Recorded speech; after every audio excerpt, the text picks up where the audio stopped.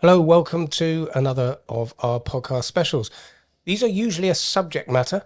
We previously have done first time buyer special. We're going to be doing downsizing and all sorts. This special is special lady, Candice Anderson. You have joined the business working in partnership with me. So welcome to the podcast.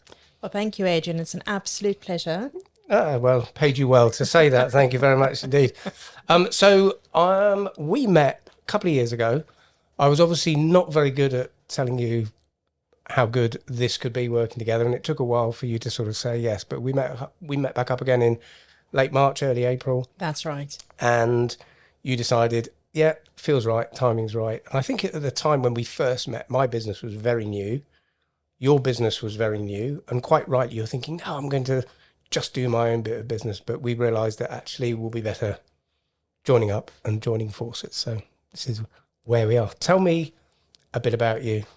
Well, what would you like to know? Well, I know you live in Fleet. Well, in fact, I know quite a lot about you. I'm just trying to think what everybody else would like to know about you.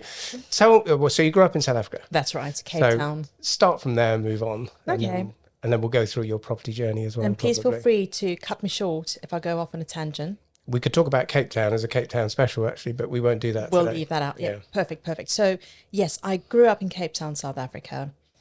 Left Cape Town when I turned 20 to go and live in the UAE, where I spent 14 years of my life working. Is that where you started your property career? That's right. So I went into property management and then went into property sales and business development at the same time. So that kept me incredibly busy the whole time.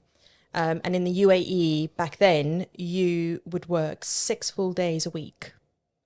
And it was literally from 7 in the morning, sometimes till 10 in the evening. But I was very, very fortunate. And the reason I'm saying that is because the experience in the Middle East opened up my world, really, when it came to understanding different cultures. Okay. So it's a very multicultural place, which is super. And understanding the psychology of how people work in general. And it's down to individuals' mindsets such as culture or religion. And one has to be very, very patient and quick to learn a little bit more about the Middle East, for example. So dealt with some interesting clients, very difficult clients, and of course, absolutely super clients too. But that opened up my world to property. Absolutely love property. Moving to the UK. Can I just come back to the UAE? Yes, of course. Presumably characters there, and I've done a little bit of work over there. Yes, Never lived there to work, but I've been on property expeditions. I imagine the personalities and dealing with them is just a more extreme version of what we do with day to day with the different personalities and characters. That's correct. I guess, and forgive me for saying so, it's like looking at things through a magnifying glass. Yeah, I get that. And I think quite a lot of people listening to this may have holidayed there, probably got an idea of the UAE. And I think it's just you correct me if I'm wrong, quite an extreme culture in many ways, and probably the characters there reflect that. And therefore the difficulties and those personality traits are just probably stronger than they are. So it started with property, but it's interesting that one of the first things you then talk about is the people, because it is a people business. You're drawn by the properties, but it's the people you end up dealing with. Correct. I love dealing with people. I find people very interesting. And I absolutely love learning more and more and more about different cultures and religious backgrounds. I think the one thing about the UAE, particularly Dubai, it's incredibly westernized, very westernized. So you rightfully said you can have some extremes of different personalities coming out. And that's because people going there are desperate to make it work. And they will work from sunrise to sunset. It doesn't matter. And they'll probably only average about 4 hours sleep a night just to make things work. But it's a very interesting place, very diverse.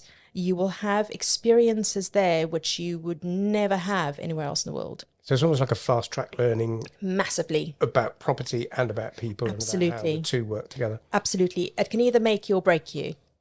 So did it make you or break you? Well, I'd like to think a little bit of both. It broke me first, and in a positive sense. But it also made me who I am today and how I view the world and the world of business in particular. Okay. And what brought you to the UK?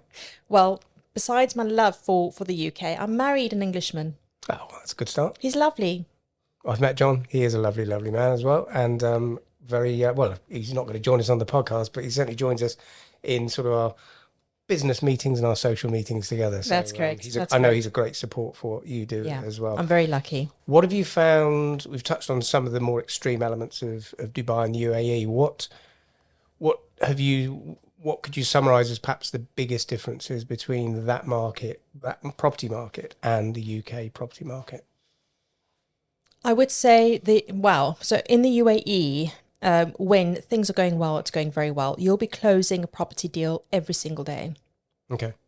That's the difference. It's the building. How quick does the legal, so in our terminology, Yeah. it's sale agreed, exchange completion. How quickly do you exchange and complete from a sale agreed in the UAE? You can within a week. Okay. It's very different. And that's not uncommon? It's not uncommon, Okay. No, not at all. It's a case of if you see something you like, you've got the money, it's yours. That's Okay. it. Okay. That's how it works. There's no waiting.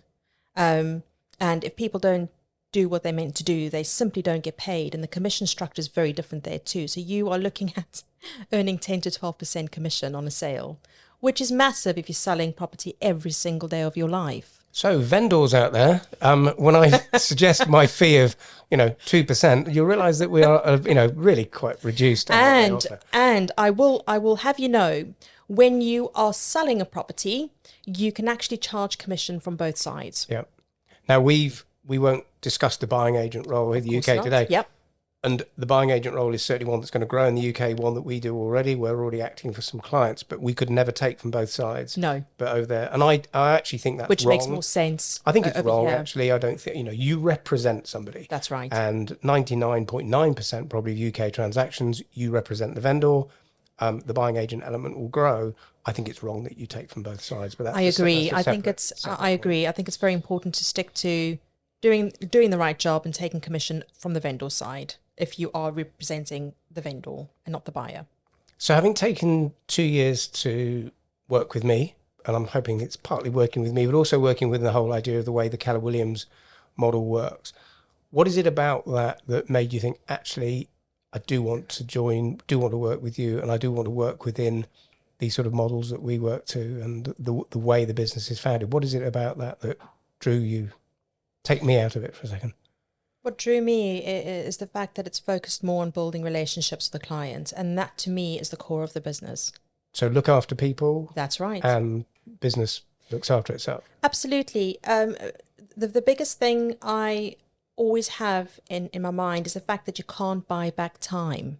And a lot of vendors on a day-to-day basis doesn't have, you can't buy back your time, really. Explain that to me. So I think a lot of the times, some people, not the majority of, and I'm just saying it as I see it, is that you can end up spending a lot of time on something and you forgetting that you can't buy back that time. It's how you work with that time and that individual client that matters.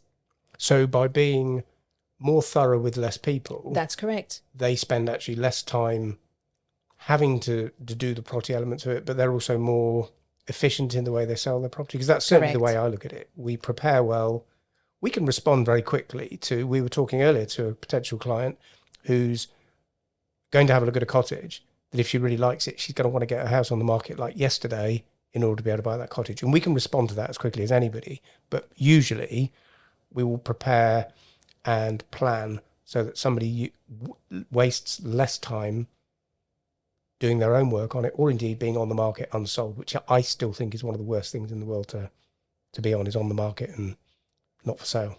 I agree. I mean, with that said, it is so important for that client to know who they really are working with.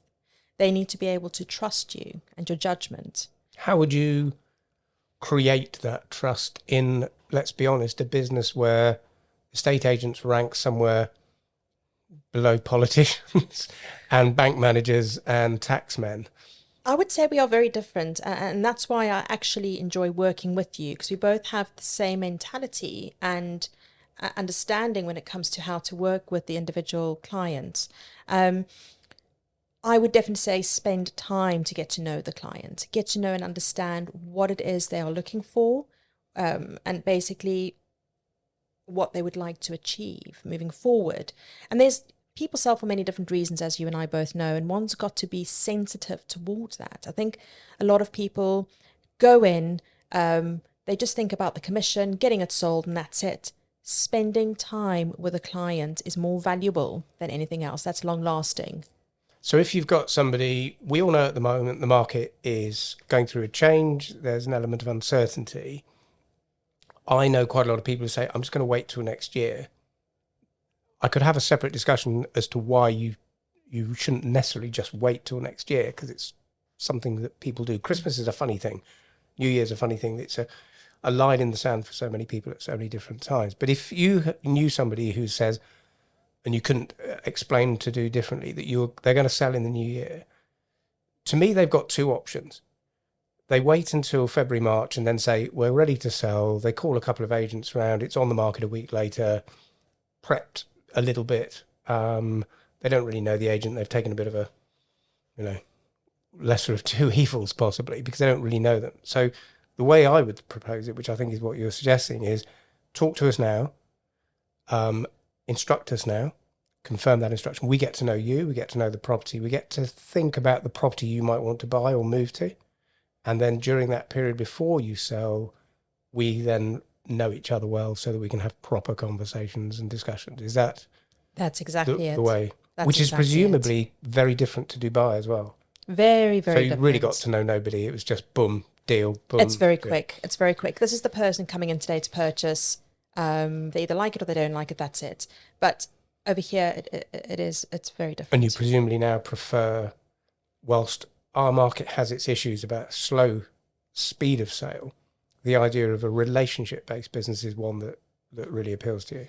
Absolutely. I love working with people, and I'm very passionate about finding the right home for a buyer, and being sensitive to their needs, so to speak. So yes, I absolutely prefer this way of working more than the UAE.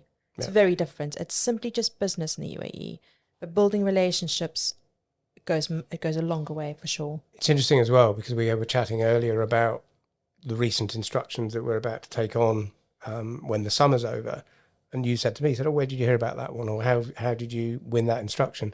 And I can't remember one that wasn't, oh, well, I spoke to them last year. They were one of the first people I met 3 years ago, and now they're ready. So I'm not saying I know all these people and go around and have dinner with them every night, but you start to know them. You know their house, you know where they live, you know what they're looking for. And for whatever reason, the timing is now right. And it's often, for most of the people we've talked about, most of them it's because they've outgrown the house, children leaving, it's a downsize, or it's a cross sell. And that's interesting that whole approach then starts to work. And I'm seeing that in the business now, 2 or 3 years in, that people just call me who I know really well. Or if I'm phoning them for a catch-up, they say, we're nearly ready. You see, that's very important for a lot of vendors to feel comfortable with you as an individual, because selling a home is a very personal thing. It is, as we know, one of the most stressful things you will ever do in your lifetime. And to have the right people to work with is paramount. Yeah, because you're nearly always bringing another stressful situation into it. That's correct. Could be a happy stress.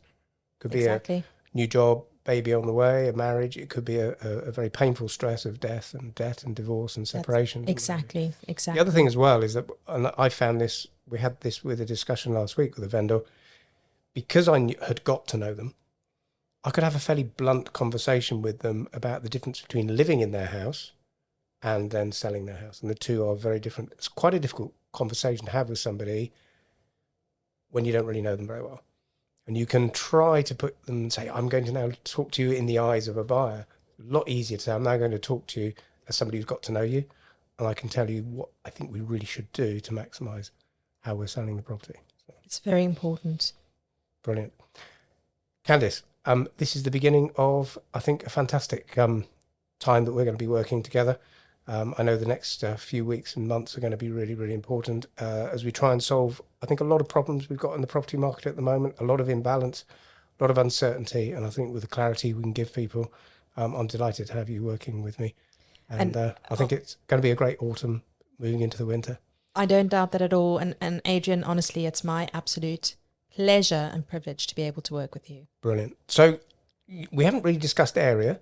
Everybody knows that, you know, Hartley Whitney was my core, albeit that we've sold in all the various areas around. You're fleet based. So my comment to anybody watching and listening is very specific. If you're in fleet or anywhere else and you just would rather deal with Candice than me, I can fully understand why. If you are thinking of moving in the next 2 or 3 years, it doesn't need to be tomorrow. It doesn't even need to be next spring. If you're thinking we're going to need to move in 2 or 3 years' time, give Candice a call. Create that relationship so she understands your house, understands you, understands where you might need to move to. And then one day they'll just phone you or you phone them and say, the time is now right. So if you do that, that would be a really great way.